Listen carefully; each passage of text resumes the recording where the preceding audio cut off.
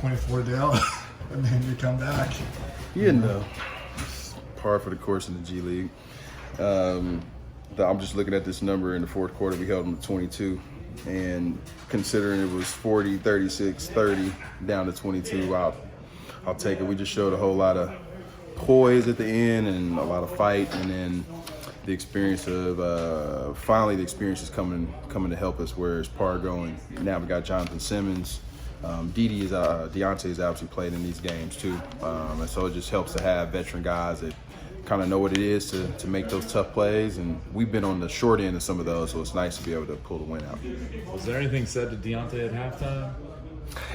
I won't tell you what it is. Okay. we gave him some choice words because we felt like the effort wasn't there, and then came back with it, got another double-double. I think that's 8 straight. 8 straight. 8 straight. And he did it in how many minutes to play? 27 minutes. Plus so 28. Now, I was pretty upset with him when he got his third on that take foul. Yeah. It's just, he can't do that, and he knows that too.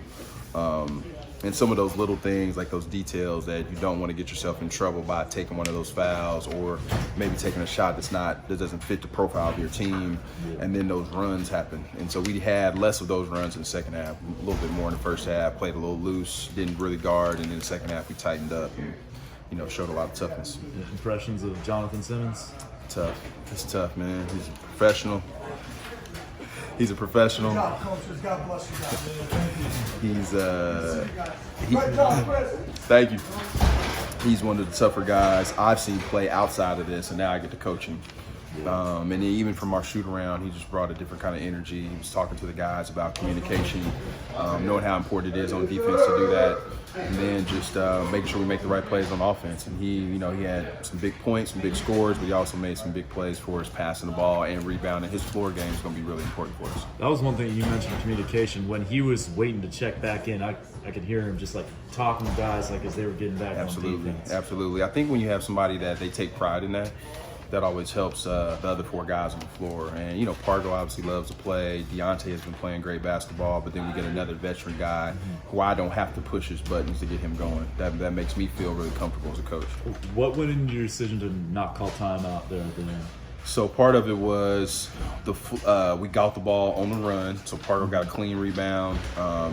We didn't necessarily have numbers, but, it's hard to, match up in transition there. And then he ended up with having Hartenstein on him. Yeah. So it was a favorable matchup, and of course he had a tough shot. But I was also thinking in my head, if he got across half court and there was nothing going on, I had 4 or 5 seconds left, I had a play I wanted to run. And at the same time, you want to let your team, trust your team and let your team rock a little bit. And I remember Aaron did that last game of the year with Kendrick. Was that influenced at all? That was in the back of my mind too. If we get the rebound, do I let them play out?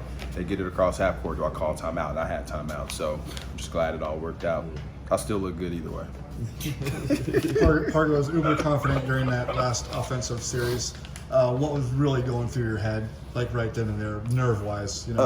I was thinking, hey, just get to the bucket, and we don't need a 3. Can we get to the bucket? Because we got plenty of time. I think it was maybe 4 or 5 seconds as he crossed half court. But he's ultra confident when it comes to shooting pull-up jumpers and making them over, outstretched hands. And so fortunate enough that he made it.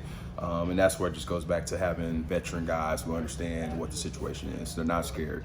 He made it sound like the guy could be in his face and he'd have plenty of room to shoot it. What did you see from your perspective? How tightly covered was he in that? The leaping forward. I thought he should have dribbled up and shot it right away, but he actually went to his left first and then crossed back over to his right. And it ended up being a comfortable shot for him. But he gets his shot off consistently against bigger guys. He's very confident in his ability to get shots off. Were you afraid that Frazier got it off in time? I actually wasn't. I was looking at his feet to maybe see it was a 3, but the way Simmons played him and the fact that he made him kind of shot fake a little bit, that shaved a little time off the clock. And then he was able to make him force him to shoot after the clock was, after the buzzer went. So just happy that we played without fouling because we've been fouling a lot. And making the plays at the end of the game is always a good way to learn. We got things that we can clean up, but we can learn from a win. 3 second half turnovers. How are you guys able to take better care of the ball? And I think we had 16 in the first half. 16 in the first half. Yeah. It was just part of it is ball movement. Second part of that is being decisive when you actually drive the ball to the basket, and then knowing where your outlets are. I think sometimes there was one play we were actually just watching in the office.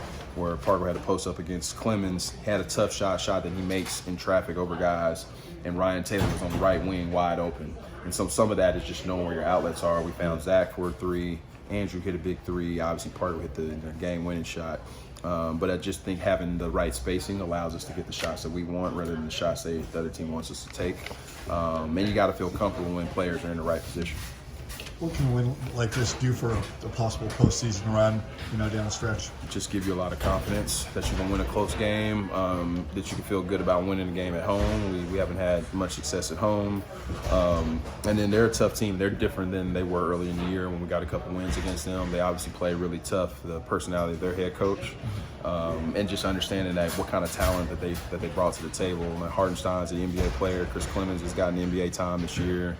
William Howard's one of their 2-ways. He actually had a pretty good game. So we just love the fact that we can learn in a win. We have the experience of playing in a close game and winning a close game and fighting back from behind to do that too. What makes Isaiah Taylor a tough guard? Ooh, man, he's just real shifty with the ball, and he's stronger and bigger than you think he is. He's kind of like Pargo. You can't really slow him down, and you can't speed him up. He's going to go at his own pace. Yeah. And so just keeping him out of the paint is a tough deal. It really takes five guys to do that, not just one on the ball. But we did make him take some tougher shots, and I'm probably fortunate that he didn't have the ball late game rather than Clemens. Mm-hmm. Talked about it a lot, I feel like, already, but how do you feel specifically about your team's shot selection? It's better tonight. Save for, usually I count 5 to 10. Then I'm like, ooh, I wish we had those back, after watching film. But even tonight, I don't feel like that. I'm like, you're normally itching to see those, but I feel like maybe it was in the 5 range, 5 or less, and less than, definitely not 10 or 12. And if we can do that and be okay with not getting the ball, and it could be Andrew sometimes, it could be Isaiah Reese, it could be Simmons, it could be Zach Norvell, it could be any of our players that can put the ball in the hole, but you got to be okay with not touching it, and at the same time when the ball finds you, be ready to shoot. Thanks, Coach. Thank you, Coach. Got it.